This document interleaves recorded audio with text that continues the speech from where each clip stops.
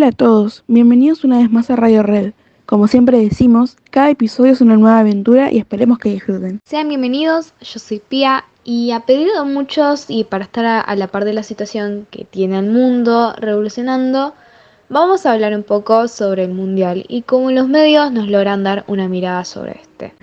Dejando un poco de lado los deseos personales, los deseos colectivos para cada país, el saber si el país de cada uno de nosotros, no importa del lado que nos estén viendo, va a levantar la copa, saber qué país se va a consagrar campeón, vivir con la incertidumbre durante un mes, me parece importante meternos en el tema de las denuncias contra Qatar por las muertes de miles y miles de trabajadores, migrantes por cierto, que fueron contratados para construir los estadios, que por cierto van a ser derrumbados después del Mundial, quienes trabajaron en condiciones que rozan la esclavitud moderna, trabajaban en 40, 50 grados, que es el clima que más o menos tiene Qatar, que es por la razón que se hace más que nada en invierno este mundial allá, es la razón por la que no se hace en julio como se suele hacer, ya que hace 50 grados y son condiciones inhumanas para trabajar, para hacer deporte, para estar al rayo del sol. Eh, bueno, miles y miles de trabajadores murieron en esas condiciones, murieron cayendo de grandes alturas, ya que aparte de trabajar en condiciones inhumanas, no tenían la protección necesaria para poder subirse 15 metros a un poste, o no tenían la maquinaria necesaria, vivían 12 obreros en una sola habitación, vivían en condiciones nefastas, le permitían cosas que finalmente no terminaron cumpliendo, y son cosas que los medios no nos muestran, así que me parece muy importante meternos en ese lado también. A pesar de la discusión por la cantidad de muertos o qué tan grandes son los avances conseguidos, lo cierto es que persisten en Qatar condiciones laborales de gran precariedad. Las principales causas de la muerte de los trabajadores en Qatar están vinculadas a caídas de altura y los accidentes, ya que no disponen medidas de seguridad acordes al riesgo de las tareas. Y esto no fue transmitido por ningún medio de comunicación. Es como la otra cara de la moneda. Todo esto salió a la luz gracias a la misma gente que fue difundiendo a través de redes sociales, al igual que todas las quejas que hay respecto a que Qatar sea la sede del Mundial de este año, por su mirada tan retrógrada y cerrada a la actualidad. Por otro lado, tenemos a los publicistas, quienes aprovechan esta misma movida para poder ambientar sus productos o sus promociones, siendo estos como publicistas del mundial o sponsors oficiales online que por lo general dan una mirada y aportan su grano de arena tratando de subir su capitalismo. Por ejemplo, yo el otro día en una constructora cerca de casa vi bolsas de arena con la cara de Messi diciendo viva el mundial. Es re loco cómo funciona todo esto.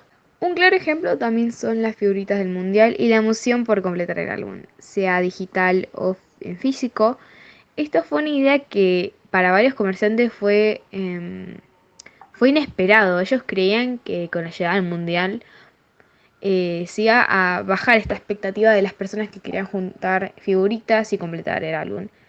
Pero fue un juego total.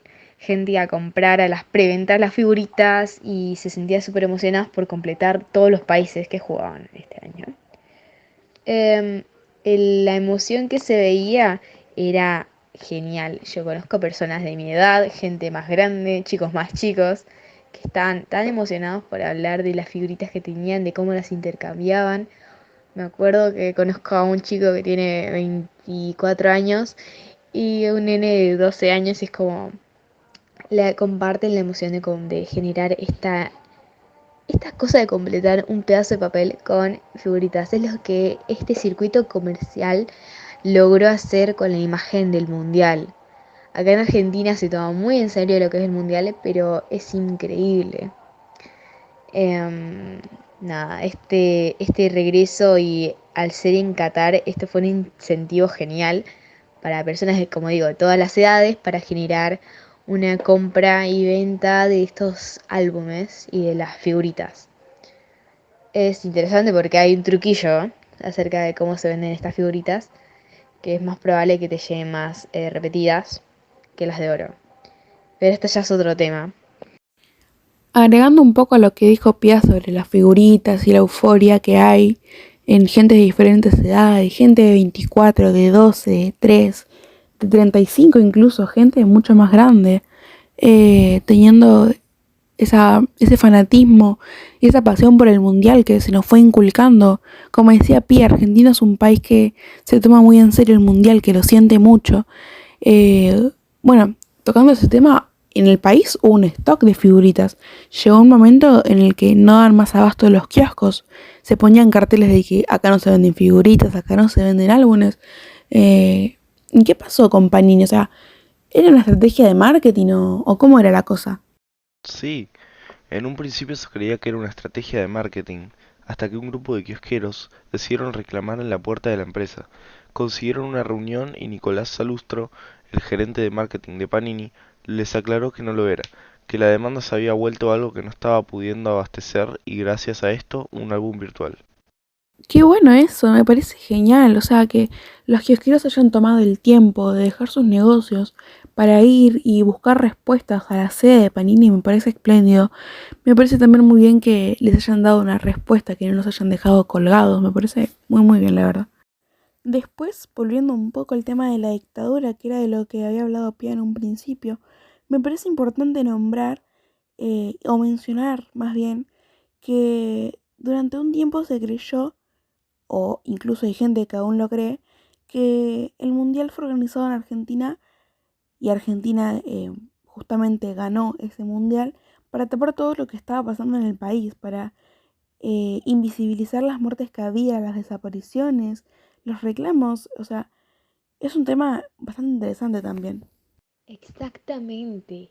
Gente del alrededor, gente que aún así sigue pensando. Y la gente que no lo cree es importante saberlo. Es, es un buen argumento, la verdad.